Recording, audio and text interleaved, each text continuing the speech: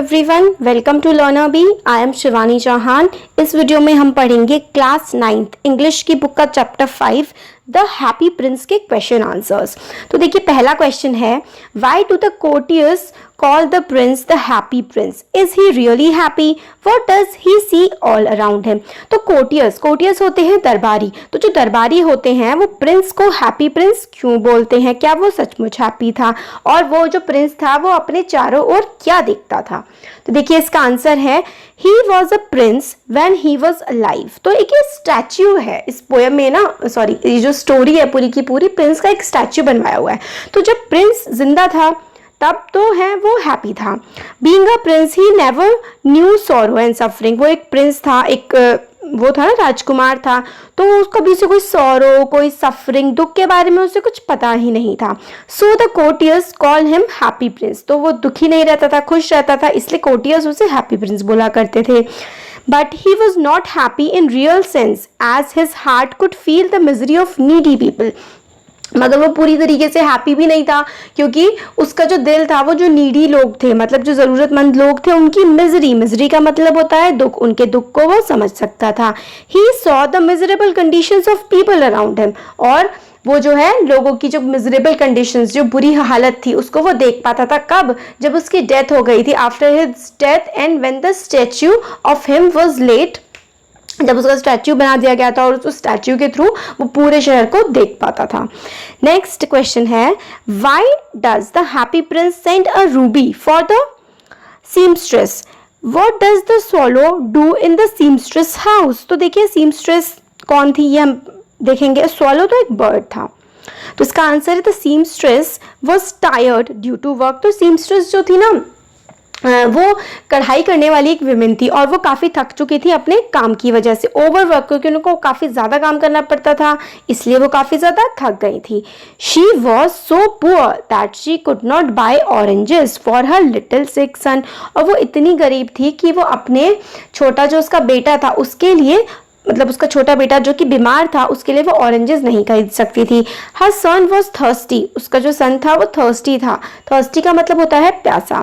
The happy prince saw the poor lady and her son. Happy prince ने poor lady को और उसके बेटे को देखा। He felt pity for him. और फेल्ट पिटी का मतलब होता है उसे काफ़ी दुख हुआ। हैप्पी प्रिंस को काफ़ी दुख हुआ उस औरत को और उसके बच्चे को देखकर। So he sent a ruby for her. The swallow came to the poor woman's house and laid the ruby on the table beside her. तो हैप्पी प्रिंस को काफ़ी दुख हुआ उस औरत को और बच्चे को देखकर। तो एक रूबी था उसके स्वॉर्ड में, उसकी तलवार में एक रूबी था ना, तो उसको भेज दिया कि भाई इसको दे आओ और इससे इसका मतलब भी दुख दूर हो जाएगा, कुछ पैसे वगैरह इसको मिल जाएंगे। तो स्वॉलो जो कि एक बर्ड था वो गया पुअर वुमेन के हाउस में और रूबी को उसके टेबल पे रख दिया। The bird fanned the boy's forehead with the wings and flew back to happy prince. और बर्ड ने फैन किया, मतलब अपने परों को छटछटाया जिससे हवा आई बॉय के माथे पर, और जो हैप्पी प्रिंस के पास वो स्वॉलो बर्ड वापस आ गया। नेक्स्ट है, for whom does the prince send the sapphires and why? Sapphires prince ने किसके लिए भेजे थे और क्यों भेजे थे? तो देखिए, इसका आंसर हो जाएगा the play right was very poor. तो सफायर भेजे थे हैप्पी प्रिंस ने प्ले राइट के लिए, वो काफ़ी पुअर था। He was incapable of buying food and firewood. तो काफ़ी ज़्यादा उसको एक प्ले लिखना था, काफ़ी ज़्यादा सर्दी में वो काम कर रहा था, मगर उसके पास खाने के और लकड़ी खरीदने के पैसे नहीं थे। तो the prince send the sapphires for the play right. Play right का मतलब होता है जो प्ले लिखते हैं ना, लेखक। So that he could finish a play for the director of the theatre in the time. तो ताकि वो टाइम पर ख़त्म कर सके थिएटर के लिए प्ले, इसलिए प्रिंस ने उसके लिए क्या भेज दिया? सफायर। सफायर एक तरीके का ना पत्थर होता है जो काफ़ी महंगा बिकता है। The prince send his second sapphire for the poor match girl. Poor match girl के लिए उसने दूसरा सफायर जो कि उसकी आंखें थी उनको भेज दिया था। Her matches her felt into the gutter. उसकी जो मैचेस थी, तीलियां थी, वो उसमें गिर गई थी गटर में। She was afraid that her father would beat her for this loss. और उसको लग रहा था उसके फादर उसे मारेंगे क्योंकि उसने गटर में गिर गई हैं जो उसकी मैचेस थी। So she was help by Prince by sending her second sapphire. तो सेकेंड सफायर प्रिंस ने भेज दिया ताकि उस गर्ल की हेल्प हो सके। नेक्स्ट क्वेश्चन है, why does the swallow see What does the swallow see when it flew over the city? Swallow ने क्या देखा जब वो पूरे सिटी में घूमा तो the swallow saw all categories of people. Swallow ने हर तरह के लोगों को देखा. He found the rich making merry in their beautiful houses. उसने देखा कि रिच जो है काफी खुश हो रहे हैं अपने सुंदर घरों में. And beggar begging sitting at the gates. और beggars जो हैं भिखारी जो हैं वो गेट्स पे बैठे हुए भीख मांग रहे हैं. He also saw a group of wandering children who were poverty stricken. और wandering children मतलब उसने घूमते हुए बच्चों को भी देखा जो पॉवर्टी स्टिकन थे, मतलब जो पॉवर्टी का मतलब होता है गरीबी. उसने काफी सारे गरीब बच्चों को भी देखा, भिखारियों को भी देखा और उन रिच लोगों को भी देखा जो अपने खूबसूरत घरों में रहते हैं. नेक्स्ट क्वेश्चन है why did the swallow not leave the prince and go to Egypt. Swallow ने प्रिंस को क्यों नहीं छोड़ा और इजिप्ट क्यों नहीं चला गया? तो इसका आंसर है एट फर्स्ट. यहाँ पे देखिए, at first swallow was willing to go to Egypt just after discharging his duty properly. तो उसने अपने काम कर दिए थे जो प्रिंस ने गए थे, फिर वो इजिप्ट जाने वाला था. But when he saw princess activities of charity and kindness he got impressed. बस जब उसने देखा कि प्रिंस कितनी चैरिटी करता है, कितना काइंड है, कितना अच्छा है सारे लोगों के साथ, तो वो काफी इम्प्रेस हो गया. कौन? Swallow the bird. On the other hand now the happy prince had become totally blind due to deeds of charity. एक तो उसने ये देखा कि प्रिंस कितना अच्छा है, मगर उसने सफायर जो कि उसकी आंखें थी वो भी हैप्पी प्रिंस ने दान कर दी है ना, उससे क्या हुआ, वो ब्लाइंड हो चुका था.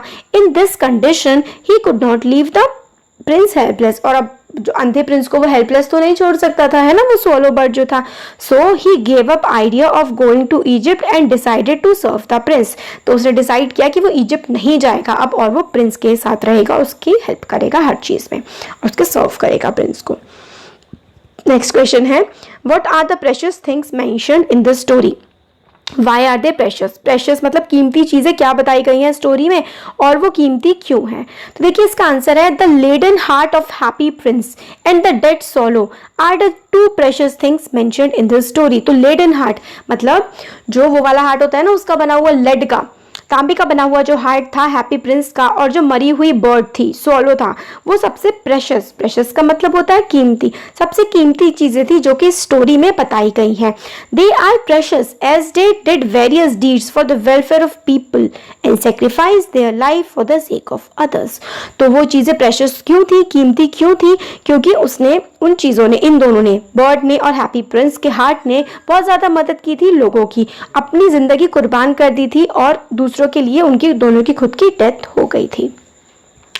अब नेक्स्ट क्वेश्चन है the little swallow says it is curious but I feel quite warm now although it is so cold. Have you ever had such a feeling? Share your experience with your friends. तो मतलब एक story इस तरीके की आपको बनानी है कि जो लिटिल स्वॉलो होता है बर्ड, वो कहता है कि ये बहुत ही क्यूरियस, अजीब सी बात थी कि उसको इतनी ठंड में भी गर्मी का एहसास हो रहा था. क्या आपको ये कभी फीलिंग हुई है? तो वो बताना है.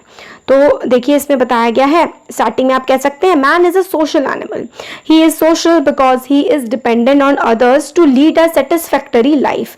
मैन सोशल एनिमल है. इसका क्या मतलब है? इसका ये मतलब है कि हम लोग दूसरे लोगों के साथ मिलकर रहते हैं, और सोशल इसलिए क्योंकि हम एक दूसरे के पे डिपेंड करते हैं ताकि हमारी लाइफ सही से चल पाए. In this regard mutual help is required. और एक दूसरे के साथ रहने के लिए एक दूसरे की मदद की भी जरूरत होती है. Whenever we help others, there is a feeling of satisfaction. जब हम दूसरों की मदद करते हैं तो हमारे अंदर सेटिस्फैक्शन की एक अच्छी सी फीलिंग आती है. Whenever we are helped by others, we feel grateful. और जब दूसरे हमारी मदद करते हैं तो भी हमें बहुत ही ग्रेटफुल, मतलब आभार हमें लगता है कि वाओ किसी ने हमारी मदद की है. It is because helping others is essence of life. क्योंकि एसेंस ऑफ लाइफ है. हम दूसरों की हेल्प किए बिना, दूसरों की हेल्प लिए बिना हमारे लिए जीना काफी मुश्किल हो जाएगा. अगर आप सोचते हैं कि आप किसी की हेल्प नहीं लेते हैं तो छोटी सी बात सोचिए, आपकी मम्मी या आपके पेरेंट्स आपके लिए क्या क्या करते हैं, क्या आप उनकी हेल्प नहीं लेते हैं? आपके टीचर्स आपकी कितनी हेल्प करते हैं, आपके फ्रेंड्स आपकी कितनी हेल्प करते हैं. हम लोग किसी की हेल्प के बिना, ह्यूमन बींग्स एक दूसरे की हेल्प के बिना हमारा रहना तो बहुत मुश्किल है. तो इसलिए in this chapter little swallow feel warmth when he helps the needy people. तो वार्मथ मतलब उसे अच्छा लगता है, काफी अच्छा महसूस करता है वो जब वो जरूरतमंद लोगों की मदद करता है. He does his act of service selfish नहीं selfless. He does this act of selfless service with utmost dedication and sacrifice. और ये सर्विस जो लोगों की मदद करने का काम करता है, utmost डेडिकेशन, पूरी दृढ़ इच्छा से और पूरे सेक्रीफाइस के साथ अच्छे तरीके से उन लोगों की हेल्प करता है. Owing to this selfless service he became satisfied. और फिर इस वजह से ही वो सेटिस्फाइड हो गया था क्योंकि वो दूसरों की कितनी मदद करता था. फिर अगर आपने एक्सपीरियंस किया है तो आप बता सकते हैं. तो yes, I have experienced such a feeling many times. कई बार आपने शायद एक्सपीरियंस की होगी जब आपने दूसरों की मदद की होगी. I believe in helping others. आप ऐसे लिख सकते हैं, others to help me whenever I am in need. दूसरे भी मेरी मदद करते हैं जब मेरे को उनकी ज़रूरत होती है. I help others considering it my duty. और मैं दूसरों की मदद करता हूँ ये समझ के कि ये मेरा मतलब अधिकार, आप कह सकते हैं कि मेरी ड्यूटी है, मेरा कर्तव्य है, मुझे करना चाहिए.